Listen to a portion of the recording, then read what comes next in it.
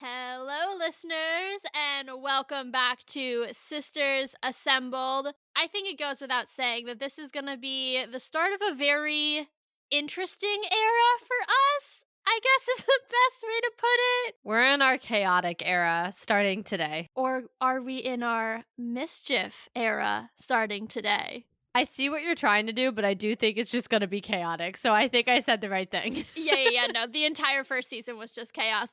Anyway, if you have any context for what we're talking about, or you just looked at the title, you know that we are talking all things Loki predictions today. And I just want to start off by saying you may have also noticed that this is on a Monday, which is a weird day. We've never released an episode on a Monday, I don't think. Unless it was late. Yeah, we've done that once or twice, but we've never intentionally released an episode on a Monday. But from here on out, we will be releasing episodes on a Monday to give us some time based on when the Loki show is premiering to record, edit, and do all the things that we need to do to give you guys a great show. So Mondays from now on, until the end of Loki, really, we will be releasing our episodes. So just a heads up that starting this week for the next 6 following, Mondays are the day. So don't look for us on Friday or Saturday, which have been our traditional days.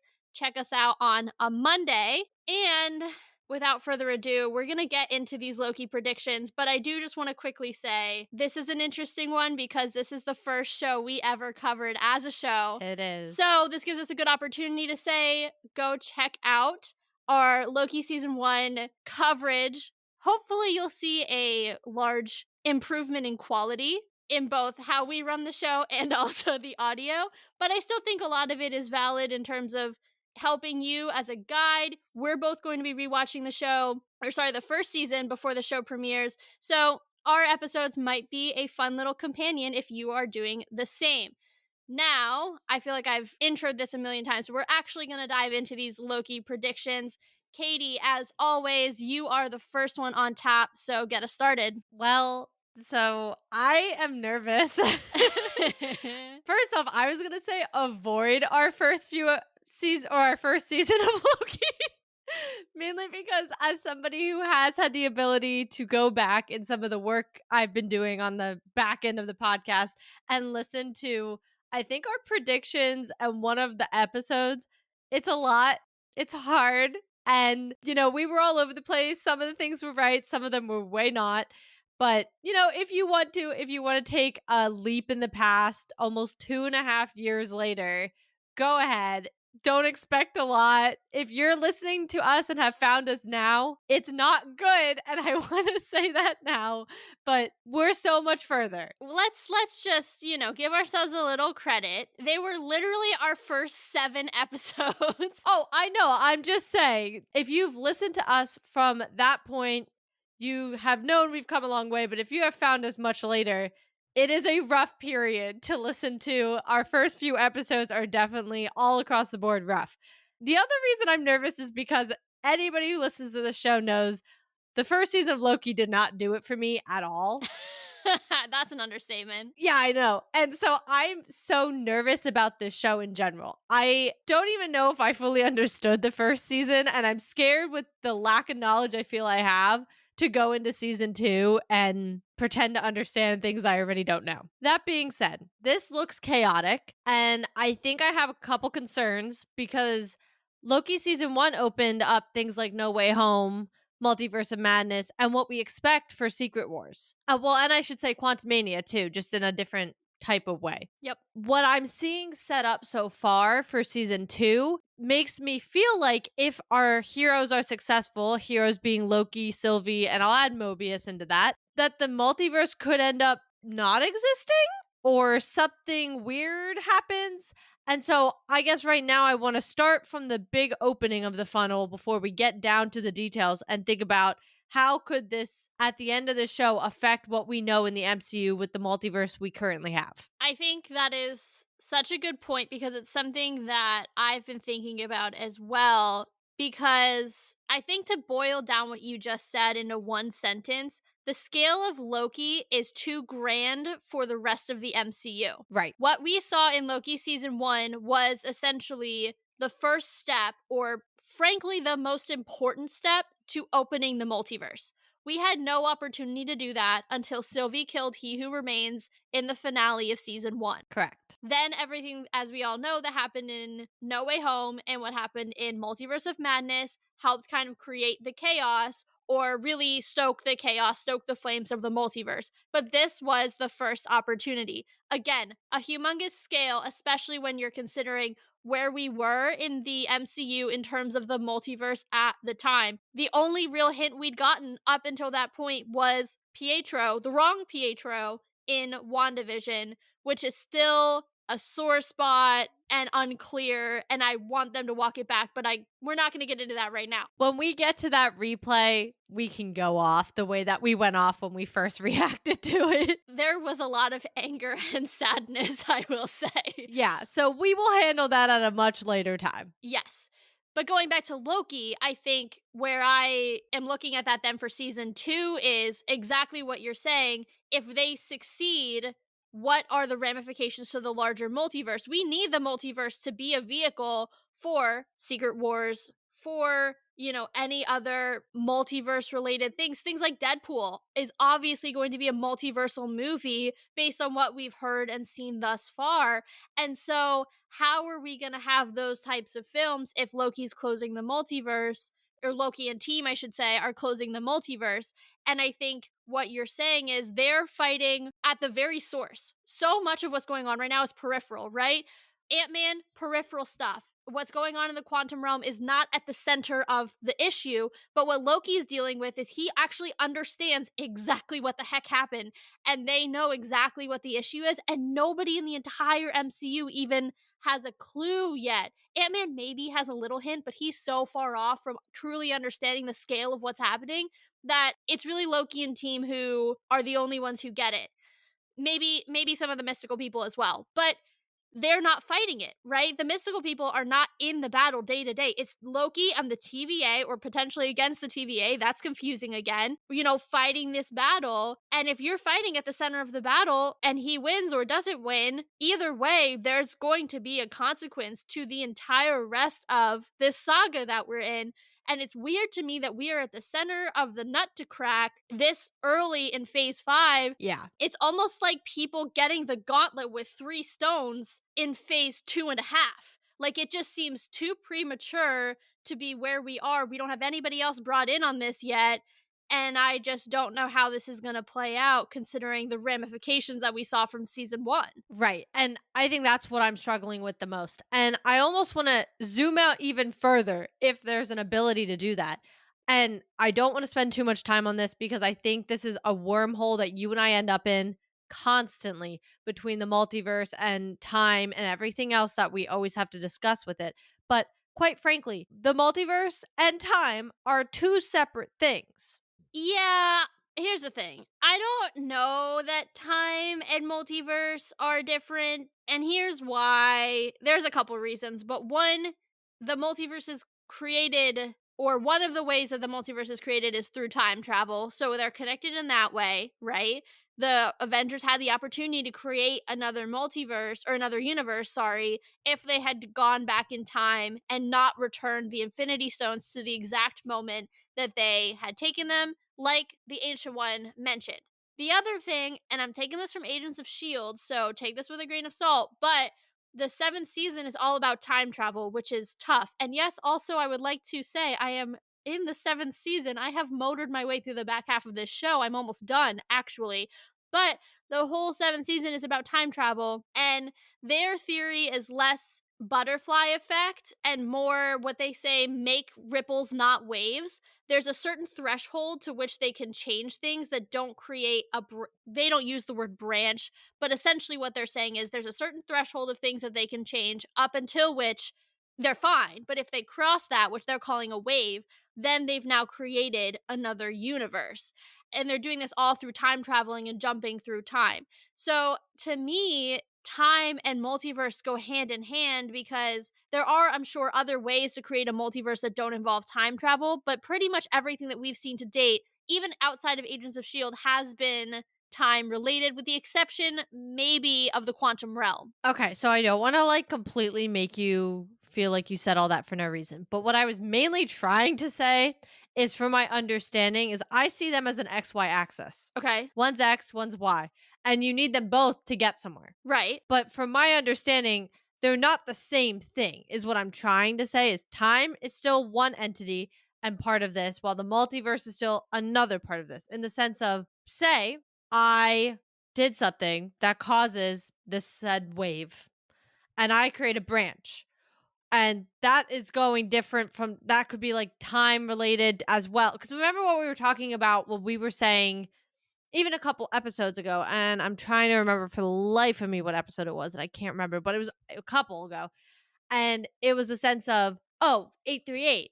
What if that's a different universe, but they were in the future of it from where we are in 616? You know what I mean? So Yeah. that's your XY axis, is like, okay, say, your X is the multiverse, but your Y is what part of time? So if you move straight horizontally up, you can move across universes, but to the exact same date in another universe. If you move exactly horizontally, you're just straight time traveling. And if you Precisely. move at a diagonal, you're moving to another multiverse at a different date in time, or a different universe at a different date in time. Yes, if you have an XY number, a number for both of them, you would move to a different universe at a different time. That is my understanding. I can get behind that. I don't think what I said was completely useless, because I do think it's important to understand the relationship between multiverse and time, but I like your nuance of saying, yes, related, but not the same thing. I think that's important to note. Right, because that's what I was trying to, I think, get to, is that they are still two separate entities. Because I think you can time travel. Because think about Loki before they opened the multiverse. They are time traveling. Yes, correct. Like multiple times. We see it in Endgame too. You brought up Endgame. They time travel, but the multiverse is not open correct. because they make sure to do it correctly. So you could still time travel without the multiverse being open. So they are separate entities. And so I want to start by saying that, because I think that helps become an understanding. But at the same time, I think it muddles where we were understanding things properly, because now you have these 2 points. And I'm not really sure, looking at season 2's trailer. I mean, I see the sacred circle, the sacred timeline. We see it multiple times, and we can get into the details of that soon. I don't want to start there yet, though. Yeah. We see it, but we also see time travel taking place. We see that happening. So I feel, it's like one of those things where you like logically understand it, but when you try to apply it to a word problem, you're like, that is not going to happen. Yeah, like my whole experience in math. No, literally. Give me the straight equation. I'm like, yes, 100% math. But then you give me a word problem and I immediately am like, but what is math? Dude, I pulled out XY axis over here. I wasn't going to point it out, but I was so proud of you.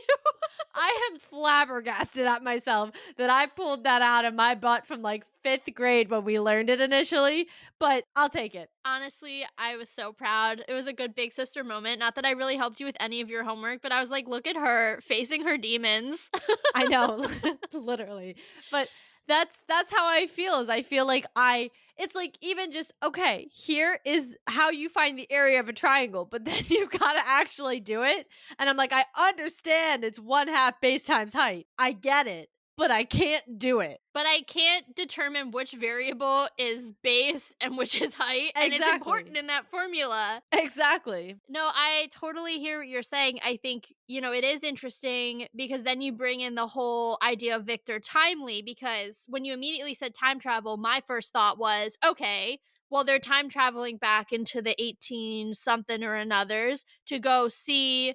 I don't know if they intentionally went to go see Victor Timely, because if you think about that very first teaser trailer, or maybe it was an end credit scene. It was the end credit scene of Quantumania.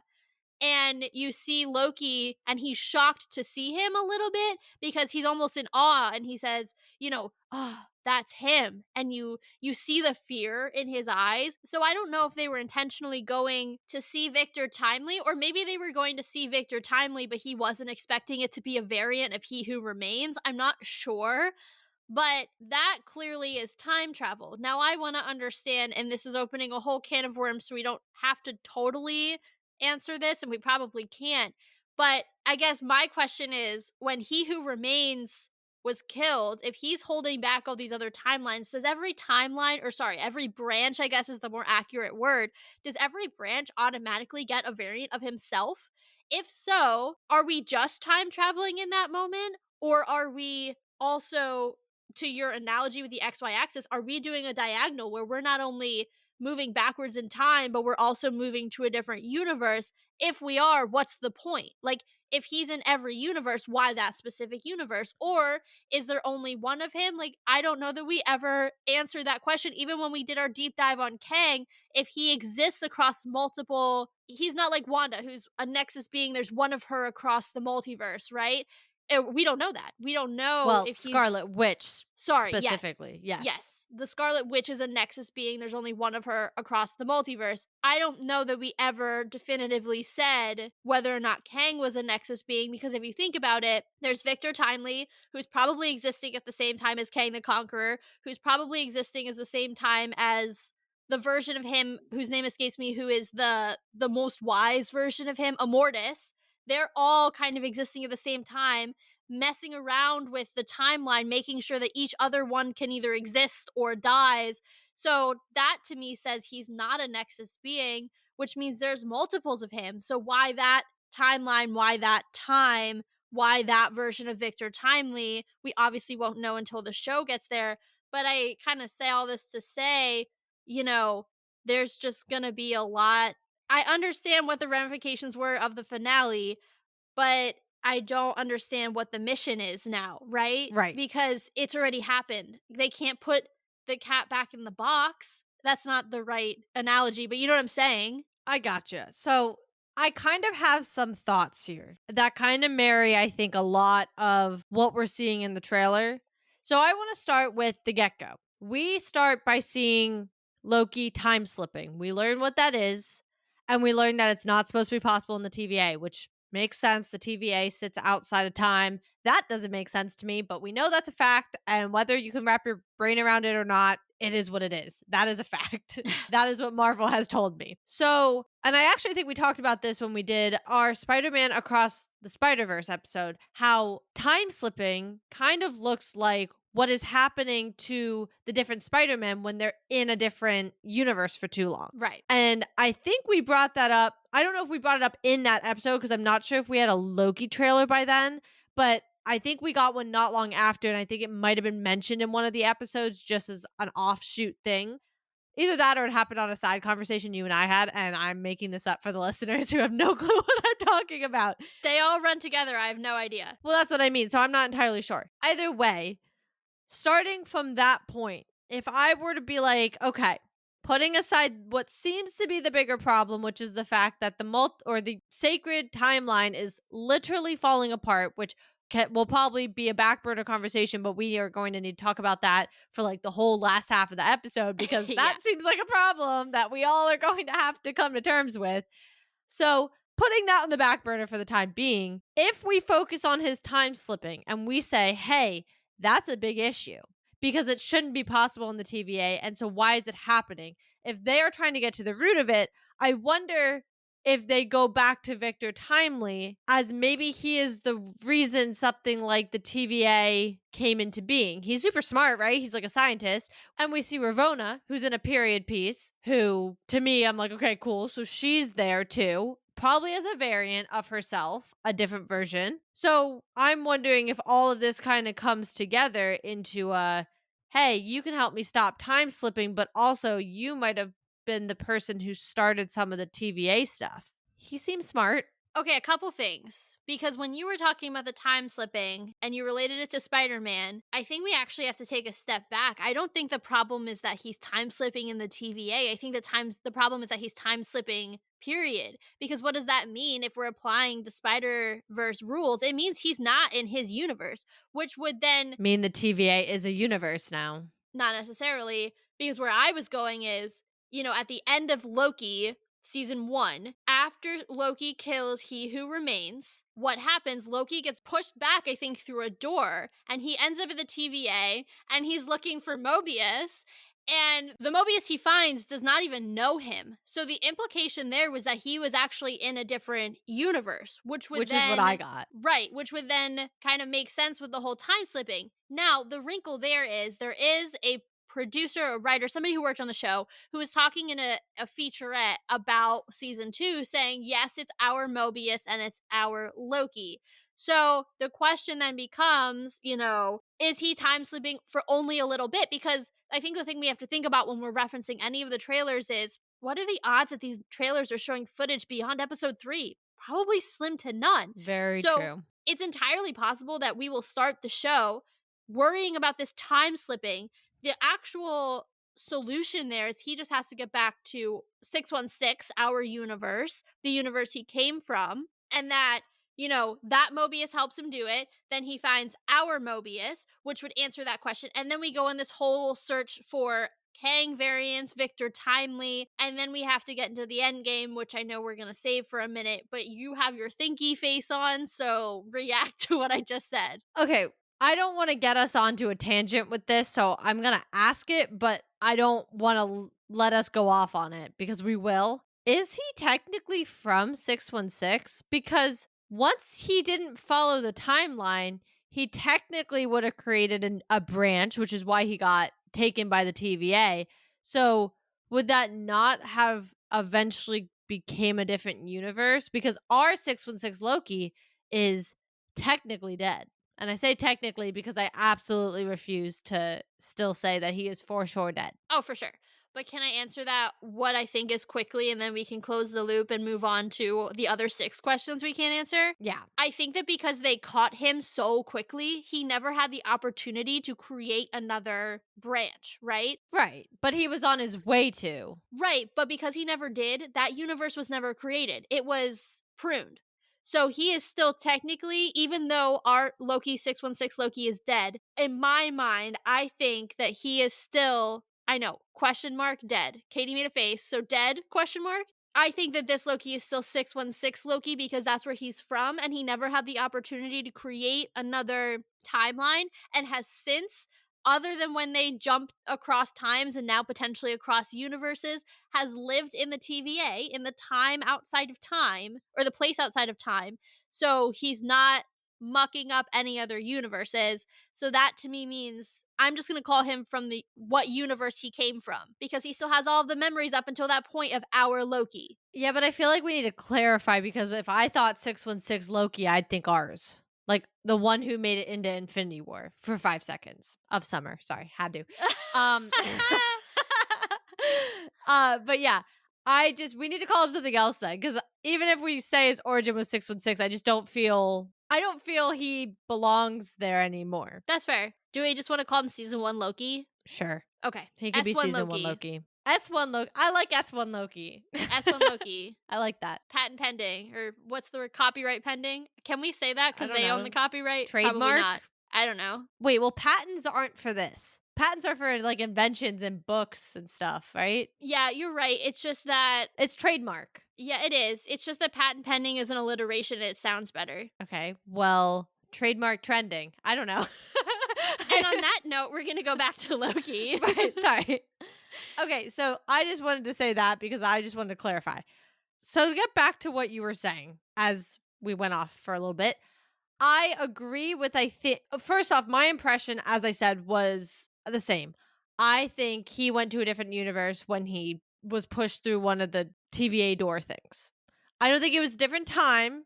I think he ended up in a different universe. Don't ask me how, because up until that point, the TVA door things could only move through time, to our knowledge. And now that kind of goes back to a comment I said a little flippantly, is that, they seem to be going across universes, the temp pads. So that's a completely new function. I mean, I guess that makes sense though if you really think about it, because in their little pad thingies, they put in coordinates or they put in whatever. So I guess maybe there's your XY axis and now they just are like, okay, well, move me to this time and move me to this universe and that's where I got to go.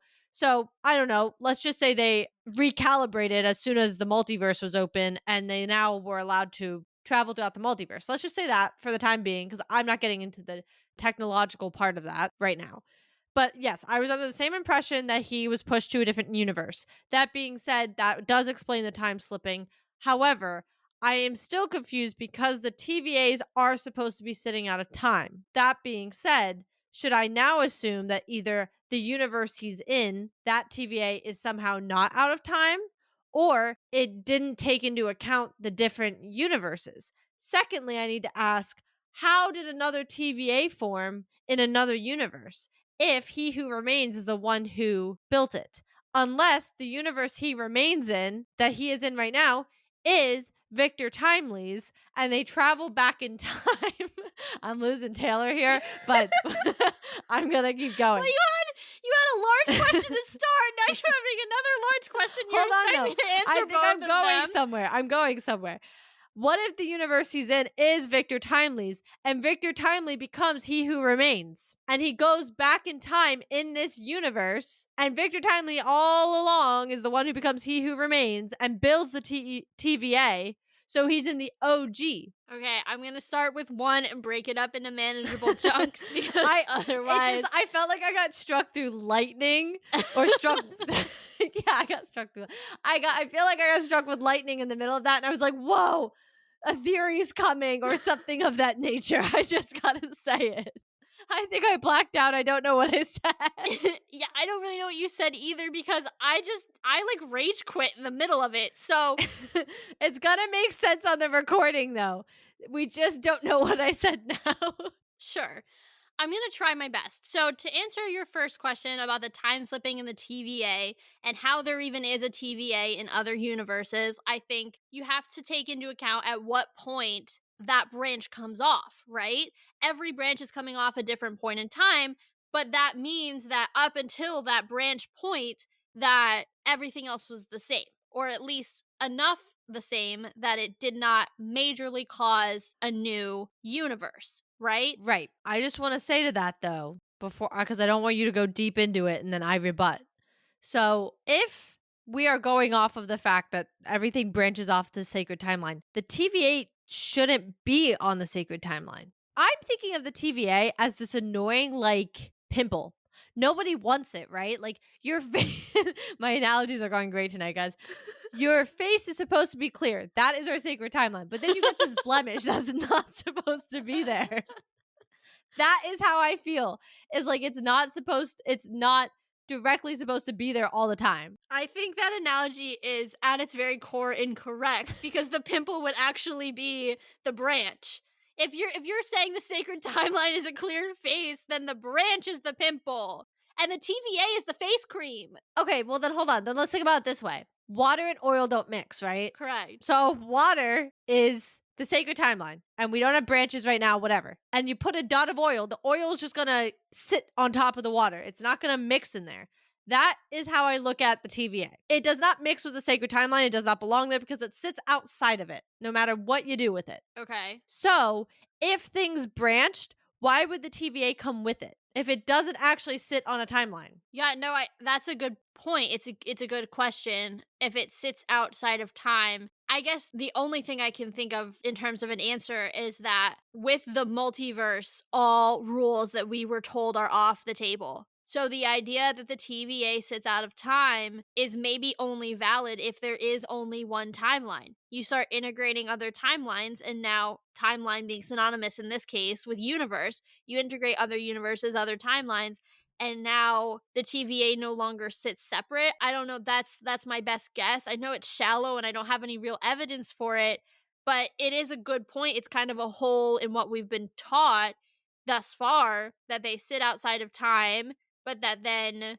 we're expected to believe based on the season finale of 1 that, he is in a different timeline, but not only is he in a different timeline, he's at a different TVA. Unless we're overthinking it. That's entirely possible. And we go back to our OG question, which is the fact that I was like, how does one of the TVA door things suddenly push you to a different universe? What if it just didn't? What if he is just in a different part of time in the TVA? Remember that all those people working in the TVA have been pruned and pretty much brainwashed.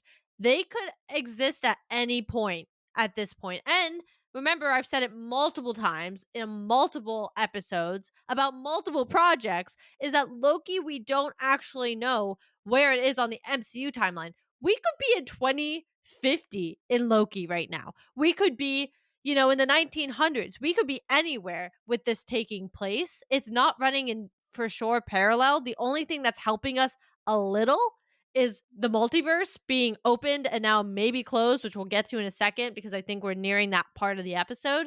But maybe he just went back in time to the TVA, like way back in time. Like before Mobius met him. Yeah. Yeah, I think that's entirely possible. I like what you're saying. Like, if, the temp pad at the time was not calibrated to jump between universes, then it wouldn't have, like, I guess we had all kind of jumped to conclusions. If you're taking that theory, right?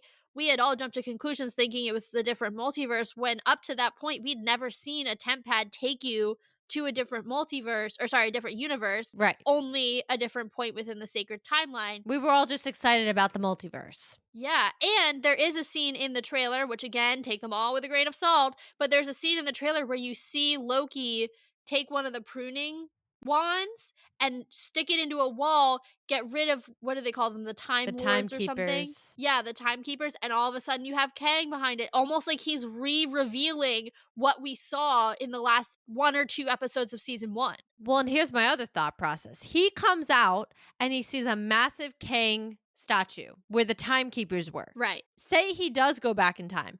Maybe there was a time in which he who remains didn't use the timekeepers as an excuse. Yeah. Because remember, it's like Wizard of Oz. He hid behind them like a curtain. He was the guy pulling all the shots, but they were what people thought were in charge of everything and kept everything going. So maybe he went to a time in which maybe Kang never, or he who remains more specifically, never used them pretty much as his scapegoat or as his facade, I should say more accurately. And instead, it's his face, it's him, it's his TVA. The other alternative is that he didn't go back, he went forward to a time where Kang is openly running he who remains, just to be again more specific, is openly running the TVA. But perhaps, they've mind wiped them before. Who's to say they didn't mind wipe them again after Loki and Sylvie pulled all their little mischief in the place beyond time? Right. And that wraps all the way back to your thing that I couldn't remember everything you said back to me. So now I have brought it full circle, in which you were saying, how are we seeing our Mobius?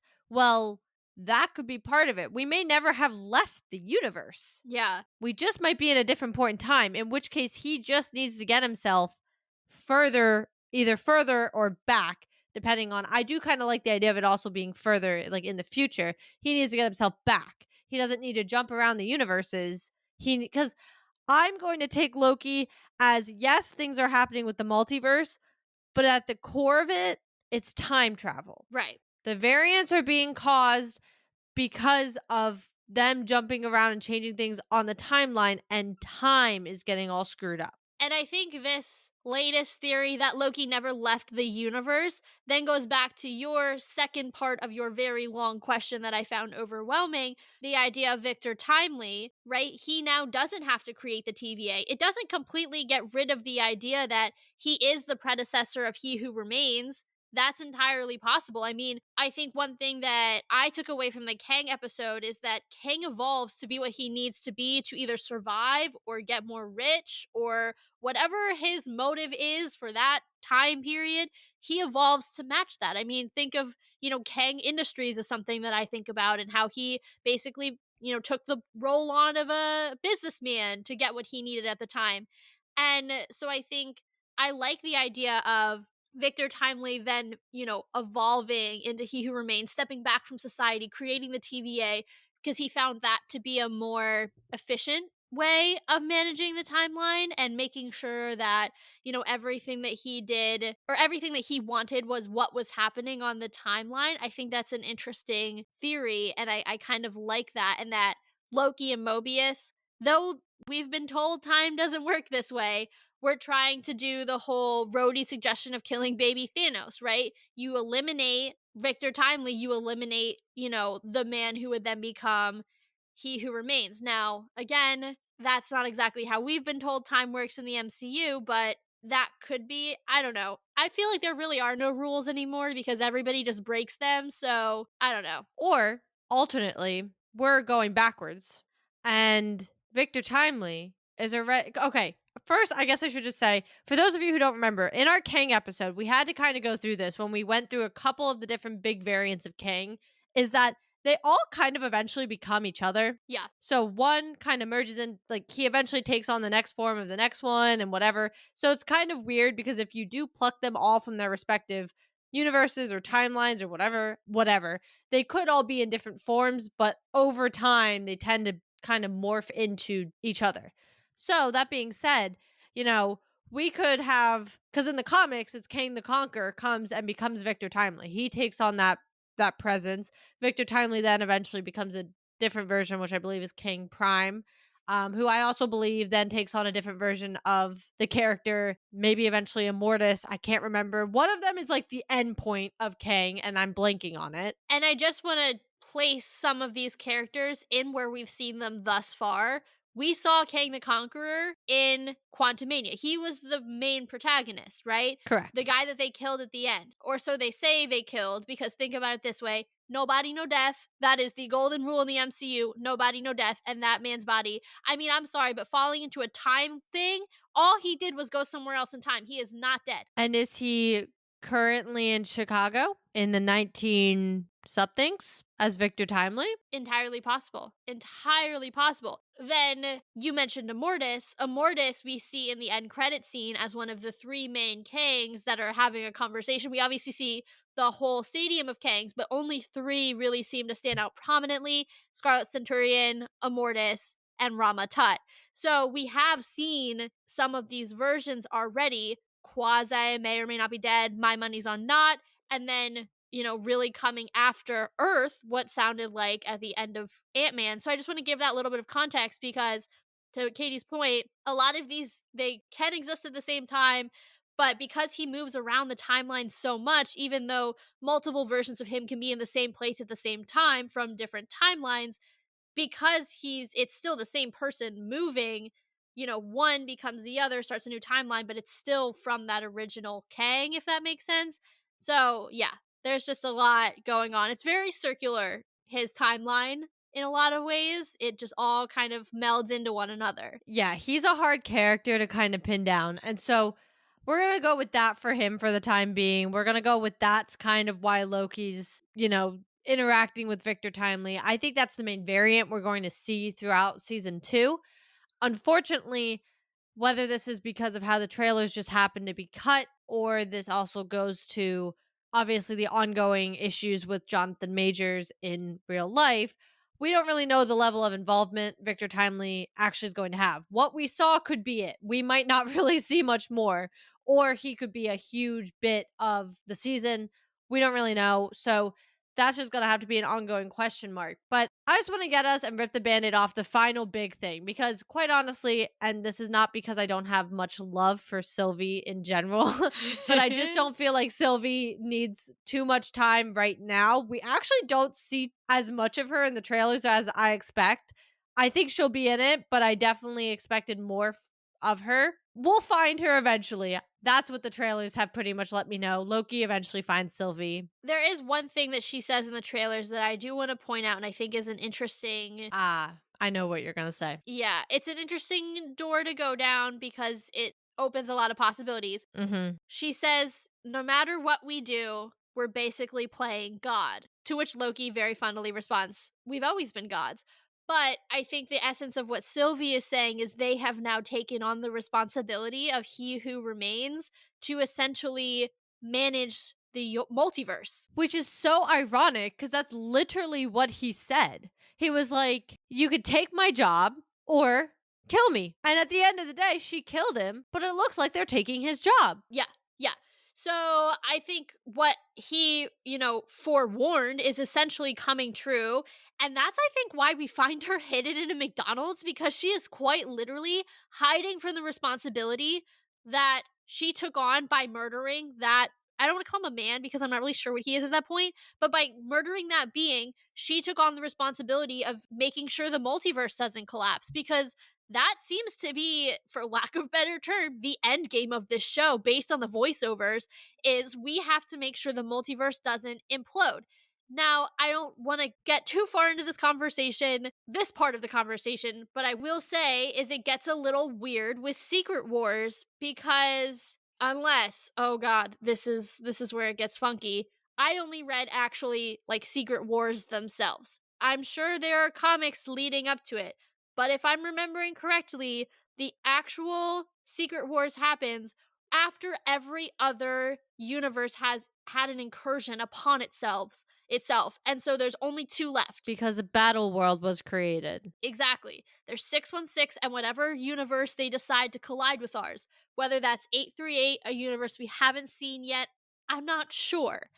But what could be happening with Loki, and this kind of gets back to the conversation we were having at the very beginning, and then I know we'll dive deeper into the timeline, if they are having this major ramification, maybe we just don't see them win. If their goal is to control the multiverse, maybe they fail and they actually end up accelerating us into the first parts of what will become Battle World.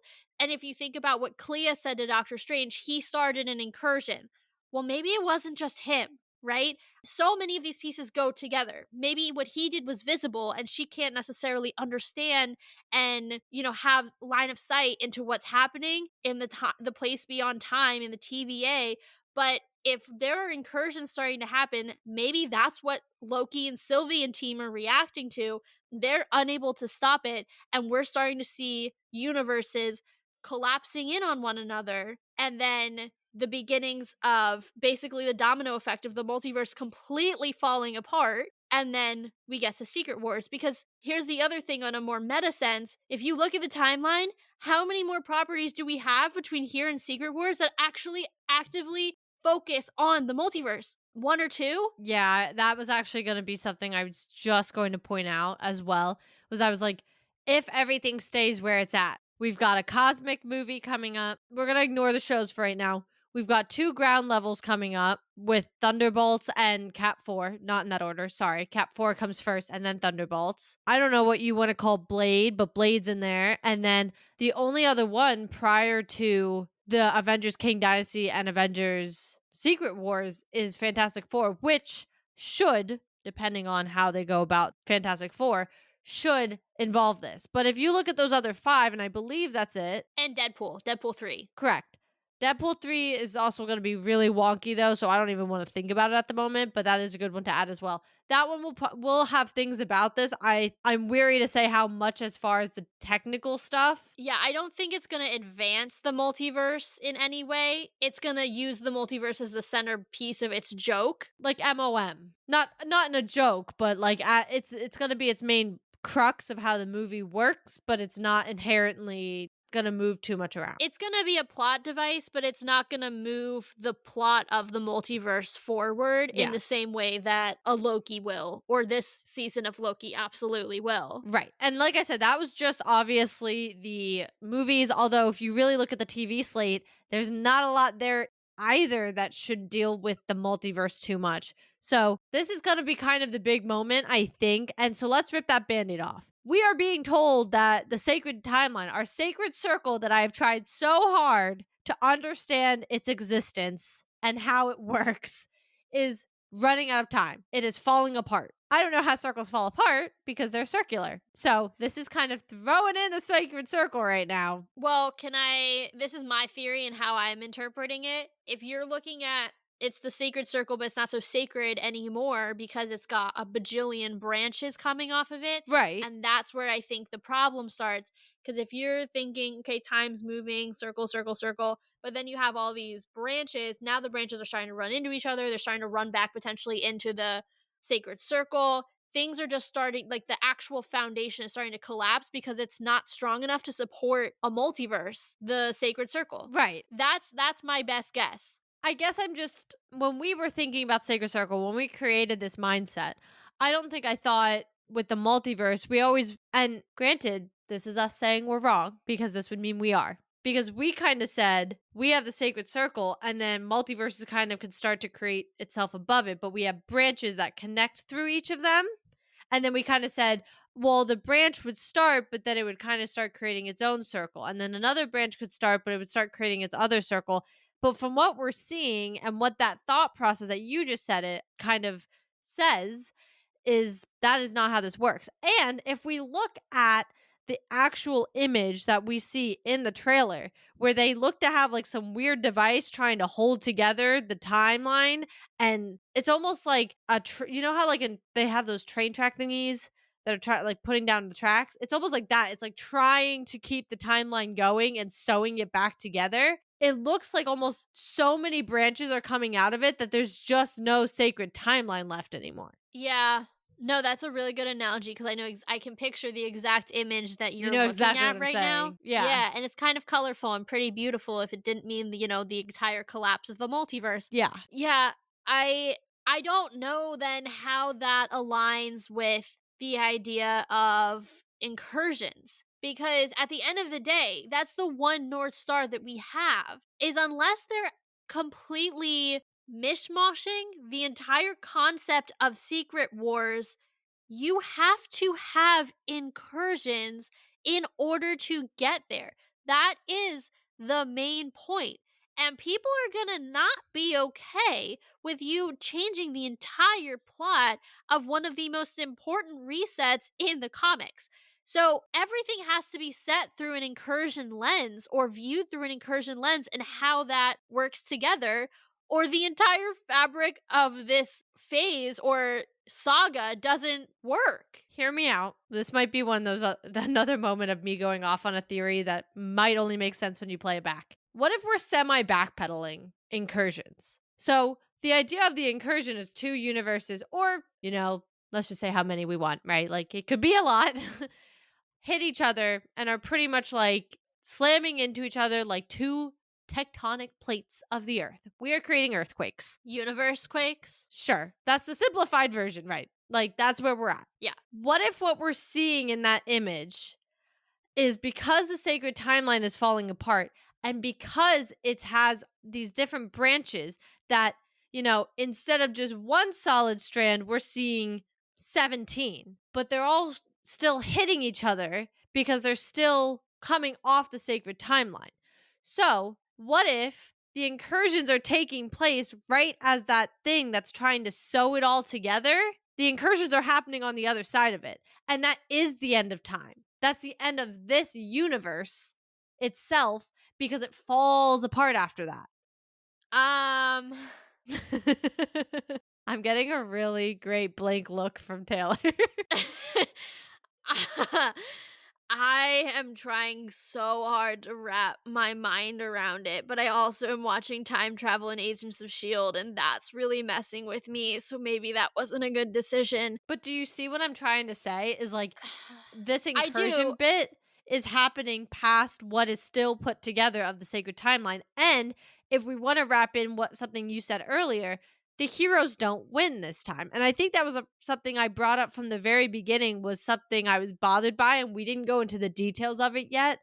But I was saying, how does this go, or how will this affect the MCU as a whole? Maybe they aren't able to solve it and they aren't able to save the sacred timeline. Because if you save the sacred timeline, then yeah, I don't see how we get to Secret Wars. But you have to think like we've got Doctor Strange causing an incursion in that sacred timeline. We have No Way Home happening in all our heroes are sitting in that sacred timeline, rushing towards the end of time, and they don't even know it. I guess I need to understand. I need you to clarify, what do you mean by the end of time?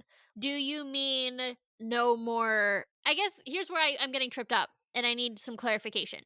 If we're saying end of time, we're saying end of MCU, right? Because what we know as the MCU is 616. And so, unless we are completely jumping into another universe and we're going to follow a whole new set of heroes for the rest of our natural lives, as long as they keep making these movies, is that where you're saying by the end of time? Or simply that because things are falling apart, the circle is unable to complete? Or are we throwing away the circle? Like, I just need a little bit of clarification by what you mean, because I think it can be interpreted in so many different ways. I don't want to go down a rabbit hole that you don't actually mean. Okay, so So I think there's a lot of questions you asked, and I'm not sure if anything I'm going to say is actually going to help clarify anything. But here's my thought. First off, I think the sacred circle exists. I'm not throwing that out. I'm not throwing out the sacred circle. We've Thank been God. told time is circular. We have been shown a circle. I'm sticking with that. That is what we have been explained to us before. This is my circle and I'm sticking to it. Exactly. But in order for the circle to keep moving, everything has to happen correctly and we can't have variance causing branches. Cool. That is why TVA exists.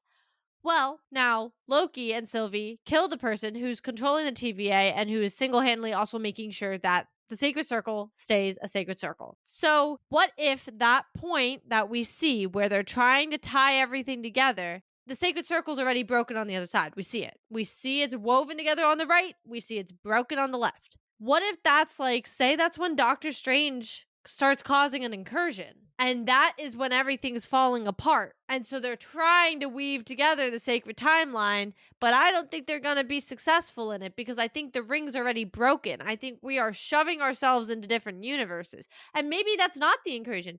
Maybe those are the actions of Doctor Strange in No Way Home. Maybe those are the actions of Wanda in MOM.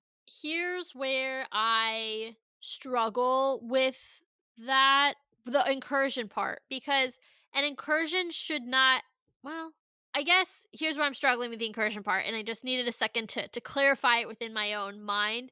Going back to Secret Wars being our North Star. The incursions, and you know what, this may just be a straight up change from the comics, in which case, fine, throw the comic out the window in that sense. That instead of it being kind of process of elimination, which is my interpretation of how Secret Wars even happens, or at least, we get to Battle World, that incursion is just universes coming one-on-one. What it could be, to your point, is that instead of just, I'm going to pick a number, 715 and 825 coming together and mashing, and whatever pieces are left then form Battle World, thanks to an all-powerful Doctor Doom, which is why we obviously need the Fantastic Four previous to Secret Wars coming in. But the thing is, if they switch it up so that what you were referencing at the left being a broken timeline, it's not just that the sacred circle is broken, it's that every timeline is having an incursion, I guess is a better way to put it, together at the same time, creating Battle World. We just reached the same thought because no one could see my face but Taylor, but those were the faces I was making because I was like, wait a second, what if Loki and them, in the attempt to put back together the sacred timeline and weave it together, create Battle World? Yeah, because essentially, if they're not understanding, because the only person who truly understands the multiverse was He Who Remains, or a version of Kang, right? They don't have a version of Kang on their side. I don't think Victor Timely is their ally. I don't know why they are going for Victor Timely. I know we've thrown out a few theories, but I still have not landed on one that I feel fully comfortable with and that I'm willing to put my neck on the line for. But I am willing to put on the board that I don't think that he is an ally. So they don't have a version of Kang who understands the big picture. They just understand that the multiverse is collapsing. If they feel that the best way, or they make the decision as, playing God, that the best decision forward is to try to smush everything literally back into one timeline, thereby causing incursions. It could be, if you're trying to shoehorn Doctor Strange in there too, maybe Doctor Strange was just out there being a dummy and he caused one incursion, right? Yes, Katie's face says he's always being a dummy. He was being a dummy and he was, causing incursions. Yeah. The answer to Doctor Strange is always yes, he was being a dummy. So Dummy over there started his own one-on-one incursion. Dummy Strange. I love him to death. I really do, but he's a I dummy. do He's too. a big old dummy. But Loki and Sylvie and Mobius and crew, they all, on a much grander scale, said, I can fix this problem, and literally put everything together, thereby causing universes to collapse in on one another, causing an incursion on a grander scale. I like this. And then I want to wrap in Clea because there's a whole nother thing here that we need to talk about that is a little Easter egg. Wait, then wrap her in before I say what I want to say because you might change what I'm going to say. Okay, so this is a little bit of a cut, but there's this character who you see on the marquee when they're in the 1800s called Zaniac. And I was like, all right, that seems important slash mildly familiar.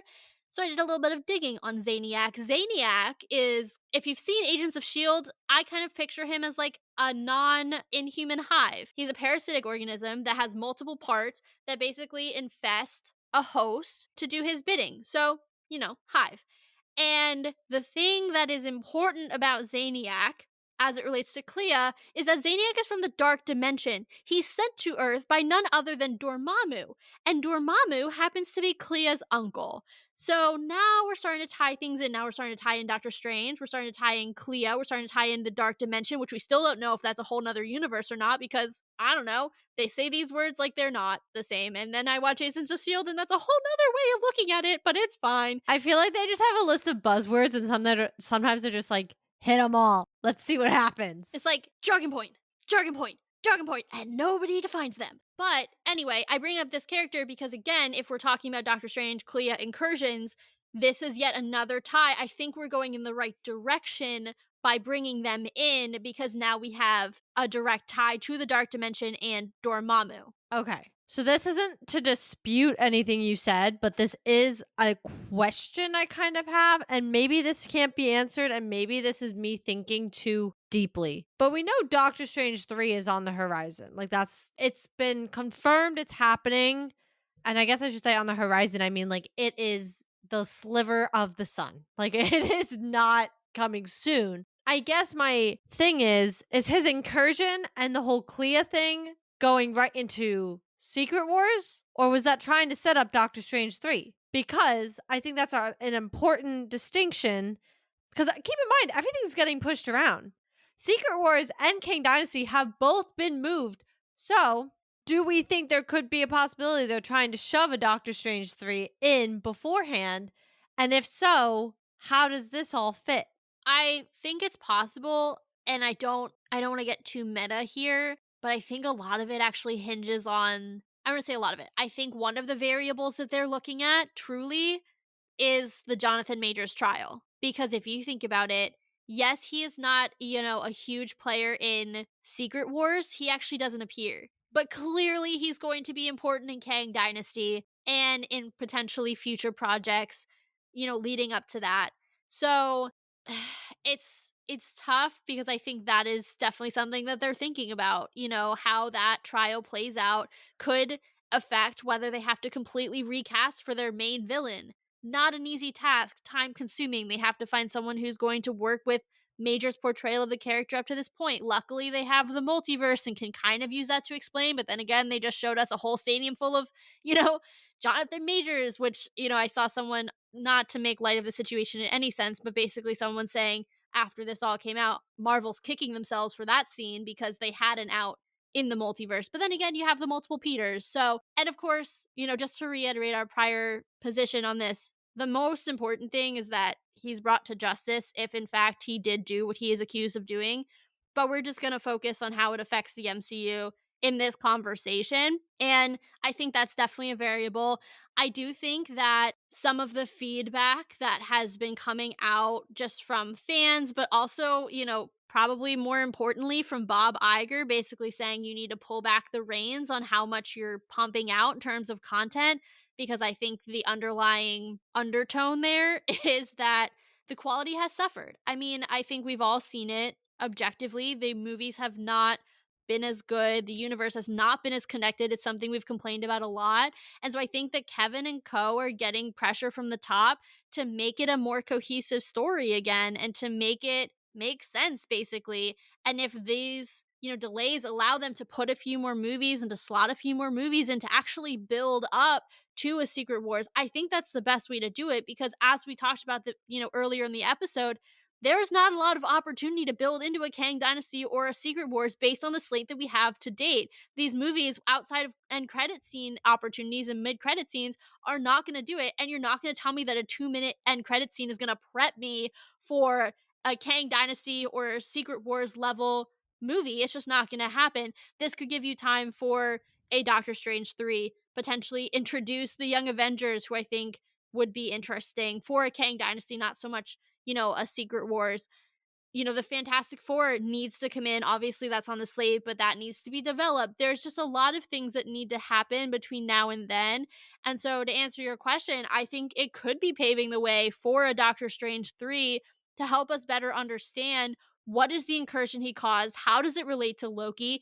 And is it just kind of a one off thing? Is it just kind of he created an incursion, but that's separate from the large incursion that Loki and Sylvie and their crew are going to create, trying to save the day, but actually making things exponentially worse. I think that's a possibility. Well, and the reason I say all that is because, to wrap in why I brought it up into Loki, is I think there's two ways to look at this.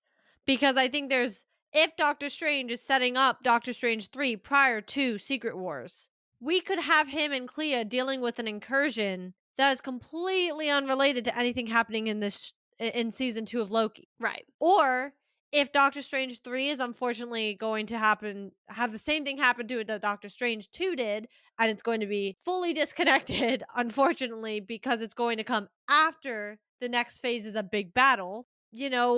Maybe the whole Clea thing and him is setting up for directly Secret Wars, and there won't be a movie between there, and they are going to feed right into the Loki thing with the main timeline, the Sacred Circle, unraveling and creating Battle World, or Loki creating Battle World indirectly by playing God, as he even says. So I think there's two answers there. And the reason I say Doctor Strange is, I mean, come on, his second movie, while it might have stayed true to its name or not, was MOM, Multiverse of Madness. And so he's going there. He's one of the only few that are going there. And so he's one of the only other properties tying into whatever we're going to see in season 2. I think the other way to look at it is whether Kang Dynasty is to Secret Wars as Infinity War was to Endgame, or whether Kang Dynasty is to Secret Wars as Age of Ultron was to Infinity War, in the sense that it's an Avengers movie that is an Avengers movie, but it does not, it's not a direct prequel to Infinity War. So much of it sets up what will happen in Infinity War, right? So many of the ramifications, the Sokovia Accords, things like that. Or even Civil War would be a great example too. Yeah, and any one of those movies have a direct effect on Infinity War, but you can't necessarily call them a direct prequel. Whereas obviously Infinity War and Endgame, prequel, sequel, Totally. And I think if you're looking at it that way, if you're saying that Kang Dynasty is more of an Age of Ultron or a Civil War, then there is potentially more time. I know that they're having them come out,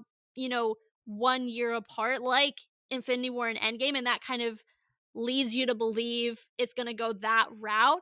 But who's to say things aren't going to change again with the timeline, and they're going to, take what we're seeing with Kang, what happened in Quantumania, and those types of things. Because again, Kang is not a player in Secret Wars. So maybe Kang is the big bad for that film. You end it, and then you have a few more films that are continuing to build up this multiverse aspect. Maybe the multiverse and Kang are two separate big bads, if you will. The multiverse isn't necessarily a person with motivations, but it is clearly a problem. So maybe you solve one problem in Kang Dynasty and you solve another problem in Secret Wars. I don't know. But that's the other thing that's kind of a variable here, is how much are those two films related? Because I think that helps kind of frame what we're looking at in Loki and Doctor Strange specifically, and how they relate to one another. We've actually said this before, but not directly in Loki with Doctor Strange or any of this mindset, but we have brought up how it's very weird to us that we've had Avengers, Age of Ultron, and then, well, and honestly, I half count Civil War Yeah. because it became an Avengers film, ripped to Cap and having his own trilogy, but it was still a great film. Then we had Infinity War, then we had Endgame. We had two team up movies that established us an Avengers team. And I think we talked about before how we don't have one of those right now. Unless, Kang Dynasty is that. I don't know. My fear with that is, if it is just an Avengers team up film, why are we putting this much work into Kang? Because I feel, think about it. Age of Ultron. Ultron himself was a one movie dude. Loki. Well, Loki's complicated, but Loki as the big bad of a film was a 1.5 if you count Thor. But was a one film villain. So I feel putting into all this work just for it to be oh, the Avengers teamed up and they defeated Kang. Like, I feel there has to be more to that than it being a stepping stone for bigger things. So I don't know.